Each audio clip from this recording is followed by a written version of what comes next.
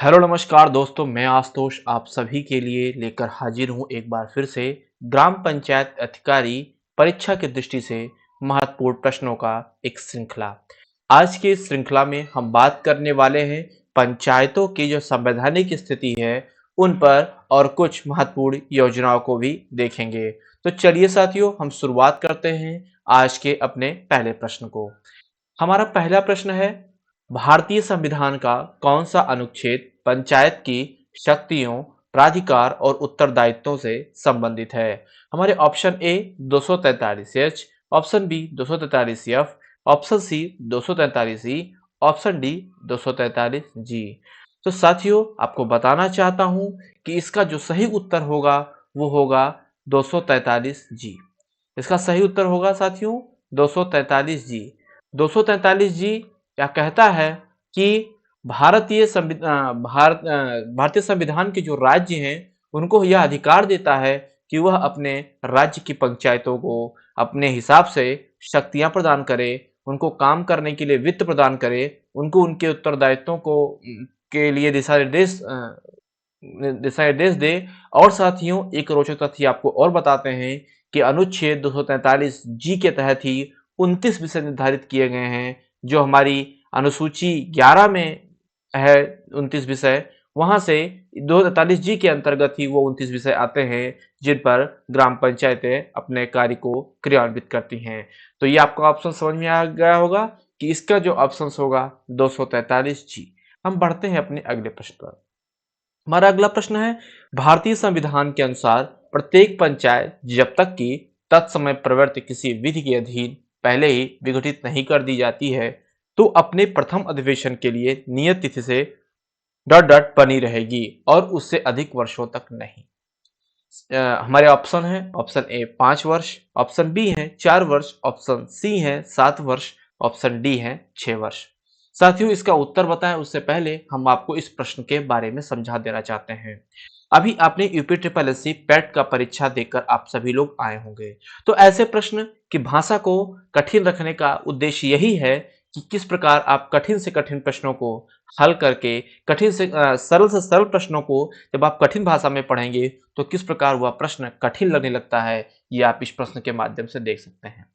यह प्रश्न कह रहा है कि भारतीय संविधान के अनुसार प्रत्येक पंचायत जो उस समय की प्रवृत्ति किसी विधि के अधीन पहले विघटित नहीं कर दी जाती है, मतलब है कि कोई पंचायत है वह उस समय जो कानून के अधीन जो वह कार्य कर रही है, जिस विधि के अंतर्गत वह कार्य कर रही थी, उससे पहले अगर वह विघटित नहीं कर दी जाती है तो वह जिस दिन प्रधान जी शपथ लेंगे, उस पंचायत के प्रधान जी जिस दिन शपथ लेंगे वही उसका प्रथम अधिवेशन होता है। उस डेट से नियत तिथि से के लिए जो नियत तिथि है, यानी जो प्रथम अधिवेशन बैठक बुलाएंगे उसके लिए जो नियत तिथि है, निश्चित डेट है, उससे कितने वर्ष तक के लिए बनी रहेगी।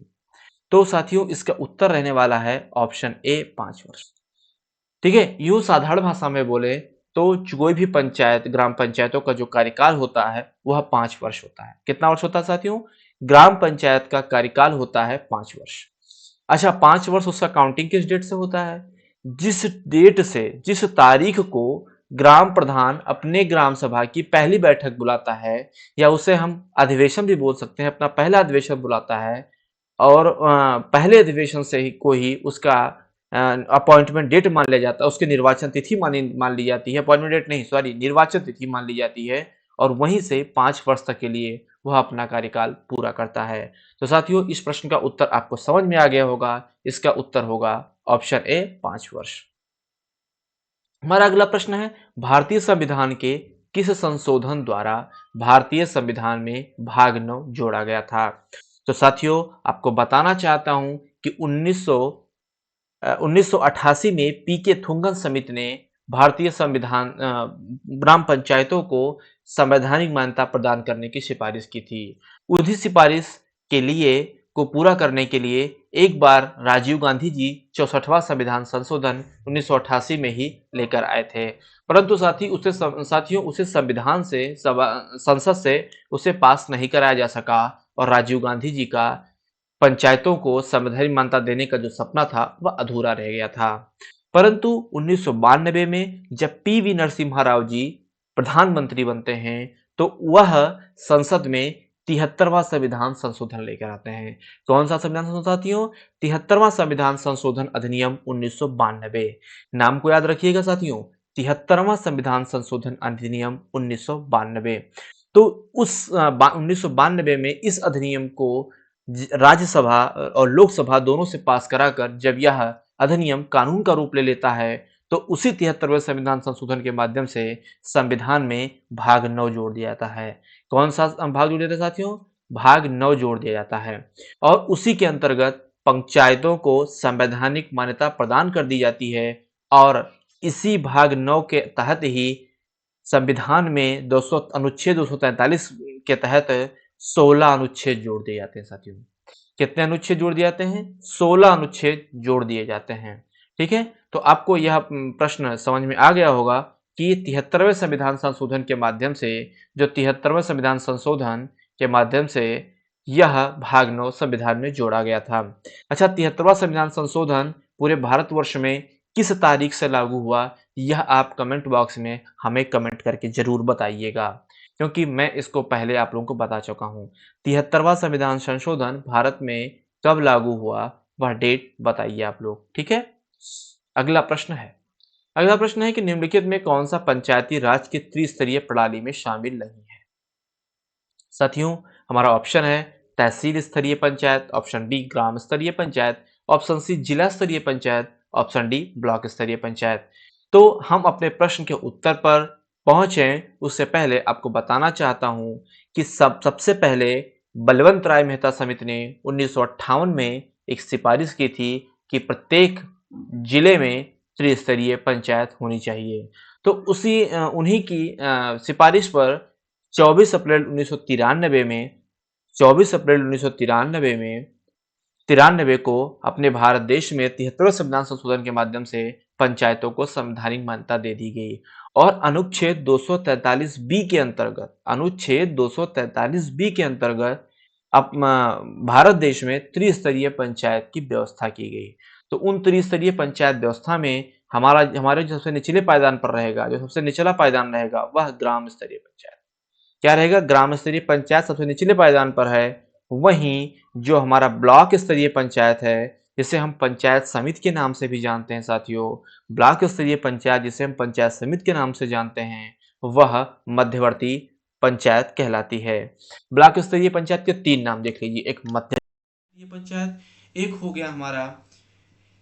हमारा हो गया मध्य ब्लॉक स्तरीय पंचायत बोलते हैं, इसे मध्यवर्ती स्तरीय पंचायत बोलते हैं और इसे हम पंचायत समिति के नाम से भी जानते हैं।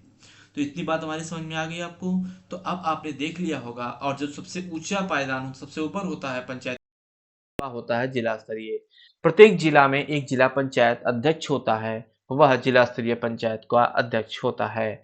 तो आपने देख लिया 3 पंचायतों को। अब जो चौथा शेष रह गया वह है तहसील स्तरीय पंचायत, जो कि त्रिस्तरीय पंचायत व्यवस्था में शामिल नहीं है। ठीक है, हम बढ़ते हैं अपने अगले प्रश्न पर। हमारा अगला प्रश्न है कि राज्य निम्नलिखित में से किस इकाई को राज्य विधानमंडलों द्वारा सौंपे गए कार्यों का निर्वाह और शक्तियों का प्रयोग करने के लिए पंचायत राज व्यवस्था की आधारशिला के रूप में माना जाता है। हमारा ऑप्शन ए है पंचायत समिति, ऑप्शन बी है नगर पालिका, ऑप्शन सी है जिला परिषद, ऑप्शन डी है ग्राम सभा। साथियों, आपको मैं पहले बता चुका हूं कि अभी इससे पहले मैंने बताया है कि पंचायत समिति को ही हम ब्लॉक के नाम से जानते हैं। ठीक है, तो यहाँ पे एक डाउट हो गया होगा। नगर पालिका आप लोग जानते होंगे, जिला परिषद का मतलब होता है जिला, जो जिला स्तरीय पंचायत, जिला परिषद भी बोल देते हैं। ठीक है, और ग्राम सभा के बारे में तो आप लोग परिचित ही होंगे। तो इसका सही उत्तर चलिए कमेंट बॉक्स में कमेंट करके आप लोग बताइए। हम तब तक हम बताते हैं कि संविधान के अनुच्छेद 243 बी में, अनुच्छेद 243 बी में त्रिस्तरीय पंचायत की संरचना का वर्णन किया गया है। पहले आपको बता चुका हूं, एक बार फिर से रिकॉल करा दिया हूं। और साथियों, अनुच्छेद 243 ए में क्या कहता है? अनुच्छेद 243 ए कहता है कि प्रत्येक ग्राम सभा में ग्राम सभा का गठन होगा। प्रत्येक गांव में एक ग्राम सभा का गठन होगा, जिनमें उस गांव के समस्त मतदाता सूची में शामिल व्यक्ति होंगे, इस ग्राम सभा में वही लोग हैं। अब आपको मैं एक बात बताने जा रहा हूं, बहुत ध्यान से सुनिएगा आप लोग, आपका डाउट क्लियर हो जाएगा। आपने 2 वर्ड सुने होंगे, 2 टर्म सुने होंगे पंचायती राज, एक है ग्राम सभा, एक है ग्राम पंचायत। ठीक, तो ग्राम सभा क्या होता है, ग्राम पंचायत क्या होता है, आपके डाउट्स में। तो साथियों बताना चाहता हूँ ग्राम सभा क्या होता है, तो ध्यान से सुनिएगा। ग्राम सभा में वह सभी व्यक्ति शामिल होते हैं जो मतदाता सूची में पंजीकृत होते हैं। यानी मान लीजिए आप किसी गांव के रहने वाले हैं और आपका नाम वोटर लिस्ट में है, जिस ग्राम पंचायत वाला जो वोटर लिस्ट से आप वोट डालते हैं, प्रधान जी को चुनते हैं, बीडीसी चुनते हैं, तो मेंबर चुनते हैं, तो उस वोटर लिस्ट में अगर आपका नाम है तो आप ग्राम सभा के सदस्य हैं, और उन्हीं जितने पंजीकृत मतदाता हैं उन्हीं से मिलकर बनती है ग्राम सभा। ठीक है साथियों। अब सेकंड पॉइंट पे आते हैं, ग्राम पंचायत। ग्राम पंचायत क्या होता है? ग्राम पंचायत में ग्राम पंचायत में ग्राम प्रधान होता है, और जितने मेंबर होते हैं, जितने ग्राम पंचायत सदस्य इनको बोलते हैं, या गांव की भाषा में हम मेंबर बोलते हैं, उनको मिला करके उनको मिला करके एक ग्राम पंचायत का गठन होता है। ठीक है, तो आप ग्राम सभा और ग्राम पंचायत में अंतर समझ गए होंगे। तो इस प्रकार आप जान पाए होंगे, ग्राम सभा बड़ी होती है और ग्राम पंचायत की आकार में छोटा होता है। ठीक है, सारे महत्वपूर्ण फैसले ग्राम सभा के माध्यम से ही अप्रूव कराए जाते हैं, स्वीकृति कराई जाती है। अभी आप आगे साथियों जीपीडीपी पढ़ेंगे, यानी ग्राम विकास डेवलपमेंट प्रोग्राम, ग्राम पंचायत विकास योजना। तो साथियों उसकी जो स्वीकृति होती है, अंतिम स्वीकृति होती है, वह ग्राम सभा के माध्यम से ही होती है। ठीक है, चलिए बढ़ते हैं हम अपने अगले प्रश्न पर। हमारा अगला प्रश्न है कि 1989 में डॉट डॉट ने स्थानीय सरकारी निकायों के लिए संवैधानिक मान्यता की सिफारिश की। ऑप्शन ए है सरकारी आयोग, ऑप्शन बी है राजा चिलैया आयोग, ऑप्शन सी है पी के थुंगन समिति, ऑप्शन डी है खुसरो समिति। तो साथियों सबसे पहले आपसे माफी चाहता हूं, अभी इससे पहले हम एक क्वेश्चंस के डिस्कशन में व्याख्या करने बता रहे थे कि जो पीके थुंगन समिति है वो 1988 में गठित हुई थी, परंतु साथियों ऐसा नहीं है। 1989 में पीके थुंगन समिति का गठन हुआ था, उन्होंने अपनी सिफारिश प्रस्तुत की थी। ठीक है साथियों, गठन 88 में होता, रिपोर्ट उन्होंने 89 में दी थी। ठीक है, इस चीज को आप ध्यान में रखिएगा। तो देखिए, पीके थुंगन समिति जो थी, पीके थुंगन समिति पीके थुंगन समिति जी ने 1989 में स्थानीय सरकारी निकायों को संवैधानिक मान्यता प्रदान करने का सिफारिश किया। और साथियों इसी समिति की सिफारिश पर 73वां संविधान संशोधन लाया गया और 24 अप्रैल 1993 को पूरे भारत में पंचायती राज व्यवस्था को संवैधानिक मान्यता के साथ लागू करा दिया गया था। ठीक है साथियों, तो आपने पीके थुंगन समिति के बारे में सुन लिया, जान गए होंगे। इनके कई सिफारिशें हैं, जैसे राज्य वित्त आयोग का गठन किया जाए, प्रत्येक राज्य में त्रिस्तरीय पंचायत का गठन हो। इस प्रकार से अनेक जो मतलब इन्होंने सिफारिशें दिया था, उन्हें आप डिटेल में पढ़ लीजिएगा साथियों। बढ़ते हैं अपने अगले प्रश्न पर। हमारा अगला प्रश्न है कि संविधान में कौन सा अनुच्छेद सभी राज्यों को एक समान 3 स्तरीय पंचायत राज संरचना प्रदान करता है? अर्थात ग्राम मध्यवर्ती यानी ब्लॉक बताया था, और जिला स्तर पे आप जानते हैं साथियों। तो साथियों हम आपको बताना चाहते हैं कि 73वें संविधान संशोधन के माध्यम से दो अनुच्छेद 243 के तहत 16 अनुच्छेद संविधान में जोड़े गए थे। तो उनमें से जो हमारा 243 बी कहता है, वह इसी बात को कहता है कि प्रत्येक राज्य में समान 3 स्तरीय पंचायत संरचना प्रदान हो, समान त्रिस्तरीय पंचायत संरचना प्रदान हो। और उनकी संरचना कैसी हो? सबसे निचले पायदान पर गांव हो, सबसे निचले पायदान पर क्या हो? गांव हो, सबसे निचले पायदान पर ग्राम पंचायत हो, मध्यवर्ती यानी इसे ब्लॉक बोलते हैं, वह मध्य में कर रहे। ठीक है, और सबसे ऊंचले पायदान पर रहे, सबसे ऊंचा जो रहे वह जिला स्तरीय पंचायत समूह रहे साथियों। ठीक है, तो यह कहता है अनुच्छेद 243 बी। कौन सा कहता है अनुच्छेद साथियों? 243 बी इस बात को कहता है।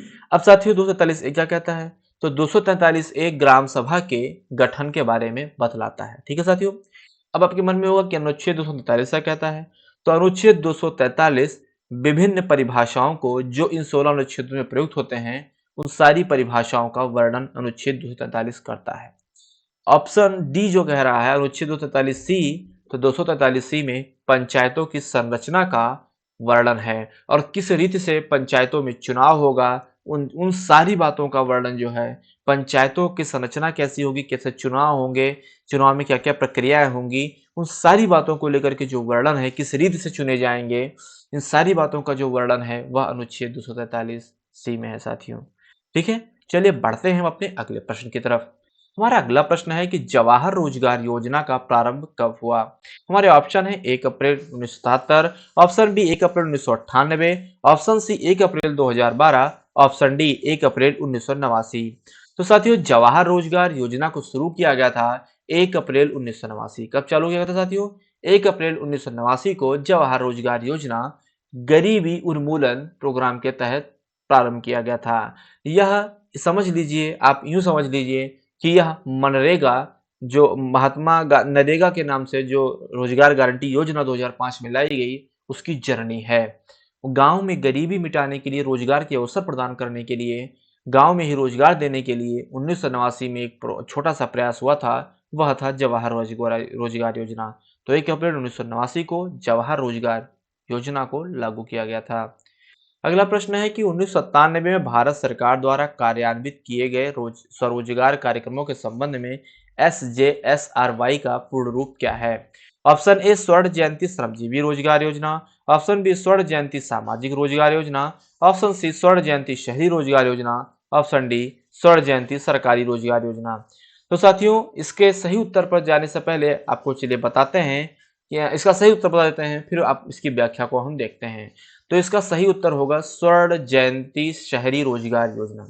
साथियों, 1997 में तत्कालीन सरकार ने महानगरों में वहां के बेरोजगारों, जो महानगर एरिया है, बड़े बड़े नगर और महानगर हैं, वहां पर बेरोजगारों की संख्या बढ़ती जा रही थी। तो उन लोगों को रोजगार दिलाने के लिए, महानगरों में रोजगार के अवसर पैदा करने के लिए स्वर्ण जयंती शहरी रोजगार योजना लेकर आई थी। साथियों, यह योजना 2013 में बंद कर दी। उनको इस योजना को 2013 में राष्ट्रीय शहरी आजीविका मिशन के तहत मर्ज कर दिया गया था। राष्ट्रीय शहरी आजीविका मिशन के अंतर्गत इस स्वर्ण जयंती शहरी रोजगार योजना को उसके अंतर्गत मर्ज कर दिया गया था साथियों, जिसका नाम 2015 में बदलकर दीनदयाल अंत्योदय योजना राष्ट्रीय शहरी आजीविका मिशन रख दिया गया था। तो आपको इसका उत्तर पता चल गया होगा। इसका पूरा नाम है, बहुत इंपॉर्टेंट है साथियों, बहुत इंपॉर्टेंट है। आप स्वर्ण जयंती स्वरोजगार योजना के बारे में सुने होंगे, पढ़े होंगे, जो 1999 में आई थी, परंतु इस चीज को आप नहीं पढ़े होंगे। इस प्रश्न को बहुत ध्यान से देखिएगा। इसका सही उत्तर होगा स्वर्ण जयंती शहरी रोजगार योजना, जिसे 2013 में राष्ट्रीय शहरी आजीविका मिशन में मर्ज कर दिया गया था और 2015 में इसका नाम बदलकर दीनदयाल अंत्योदय योजना राष्ट्रीय शहरी आजीविका मिशन कर दिया गया था साथियों। चलिए बढ़ते हैं हम अपने अगले प्रश्न की तरफ। हमारा अगला प्रश्न है, अगला और अंतिम प्रश्न हमारा है कि वर्तमान समय में उत्तर प्रदेश में किस अधिनियम द्वारा पंचायती राज व्यवस्था संचालित हो रहा है?